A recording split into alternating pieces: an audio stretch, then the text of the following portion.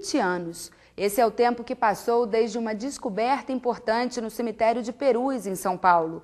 Lá, uma vala comum guardava corpos que podem ser de desaparecidos políticos vítimas da repressão da ditadura militar. Até hoje, apenas 7 ossadas foram identificadas. É muito pouco, mas agora esse trabalho deverá ser agilizado. Uma decisão da Justiça, que atendeu a pedido do Ministério Público Federal, ordenou que a União e o Estado de São Paulo contratem serviços de identificação por DNA para concluir as investigações. Construído em 1971, o cemitério de Perus, em São Paulo, recebeu corpos de indigentes, presos políticos e vítimas de grupos de extermínio, sem ninguém saber e durante muito tempo. Queriam nos negar o direito de saber o que aconteceu com nossos parentes, o direito de enterrar os nossos mortos. Isso nós não abrimos mão. Em 1990, a surpresa, foram encontradas numa vala comum do cemitério de Perus 1.049 ossadas. Surgia com aquela descoberta a chance de famílias colocarem um ponto final no sofrimento que significava a busca de informações de parentes e amigos desaparecidos. Hoje nós temos convicção de que morreram, é uma convicção que nós racionalizamos para entender que essas pessoas morreram, porque emocionalmente a gente não consegue entender. Isso é um direito. Nós temos, é impossível a gente consolidar uma democracia com os cadáveres insepultos. Da expectativa à frustração.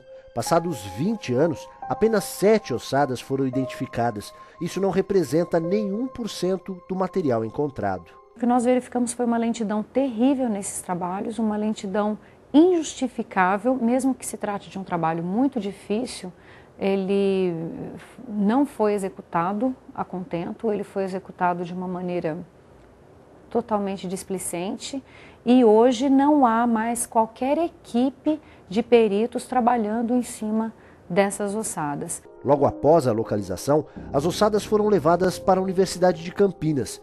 Depois de identificados os primeiros casos, o trabalho entrou em ritmo lento até parar. A Unicamp chegou a trabalhar em parceria com a Universidade de Minas Gerais, mas os resultados também não apareceram. A pedido do Ministério Público Federal, a Secretaria de Segurança assumiu a responsabilidade pela investigação e, mais uma vez, o trabalho não foi concluído.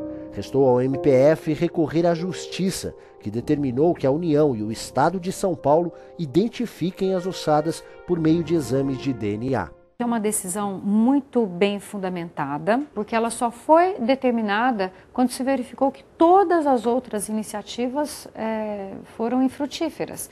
Então, a omissão do governo está muito bem caracterizada nessa decisão. Entre as medidas, segundo a decisão da Justiça, a União terá que reestruturar a Comissão Especial de Mortos e Desaparecidos Políticos e contratar um laboratório especializado em exames de DNA.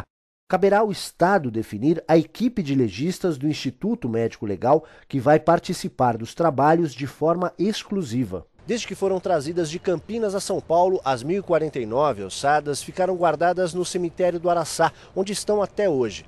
Para os familiares dos desaparecidos políticos, a decisão da Justiça reacende a esperança de finalmente ver os trabalhos de identificação concluídos.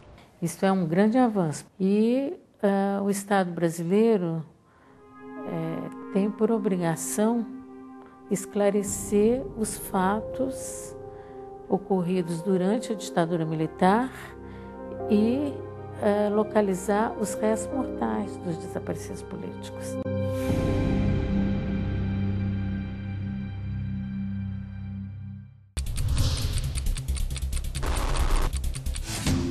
A Procuradoria-Geral da República encaminhou ao Supremo Tribunal Federal ação que questiona a exigência de autorização prévia da Assembleia Legislativa de Santa Catarina para processar governador, vice-governador e secretários estaduais. Segundo o MPF, essa exigência favorece a impunidade, porque os governantes têm facilidade em conseguir apoio político, o que dificulta a concessão de licenças.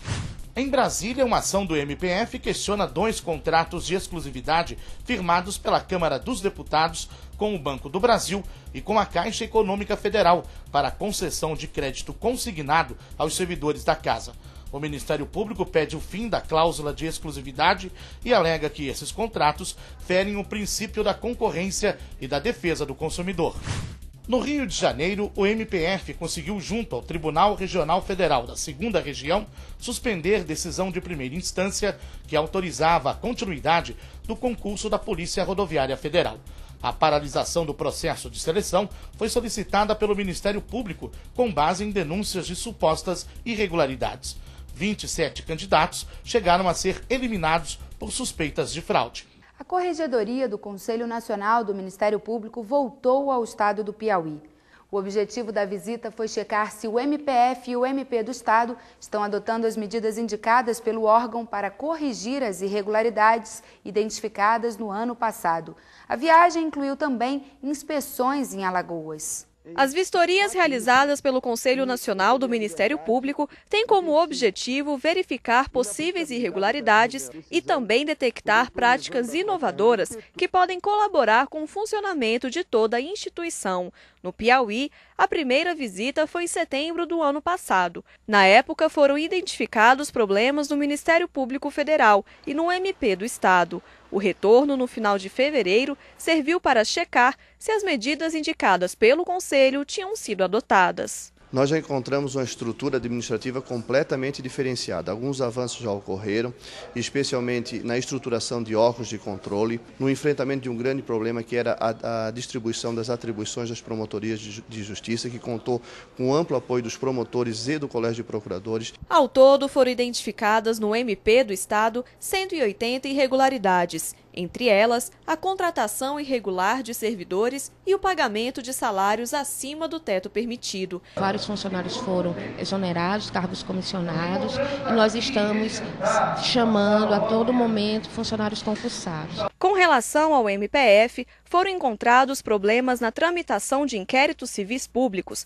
que estavam sendo prorrogados por períodos sucessivos e superiores ao determinado pelo CNMP. O MPF no Estado garante que hoje a situação está regularizada. Isso fruto, quer da constatação aqui, de que não existem processos, quer judiciais, quer inquéritos policiais, parados nessa unidade por mais de 30 dias. O relatório sobre as medidas adotadas pelo MPF no Estado foi aprovado por unanimidade pelos membros do Conselho. Na semana seguinte à visita ao Piauí, o Corregedor Nacional do Ministério Público foi a Alagoas. No estado foram vistoriadas unidades do MPF, do MP estadual e do Ministério Público do Trabalho. Nesse primeiro contato, uma constatação: o Ministério Público do Estado enfrenta sérios problemas com relação ao orçamento e à estrutura, o que inclui o local de trabalho. Nós temos uma situação muito diferenciada naquele estado, uma vez que o fórum foi interditado e os promotores ficaram sem lugar para trabalhar. Isso é preocupante na medida em que a população passa a não ter mais referência em relação à atuação do Ministério Público. E no próximo bloco, em Pernambuco, o MPF defende a proibição de um palco de crueldades, as brigas de galo. E no interior de Sergipe, uma boa expectativa. O município de São Cristóvão torce para ver a Praça de São Francisco ser declarada Patrimônio Histórico da Humanidade.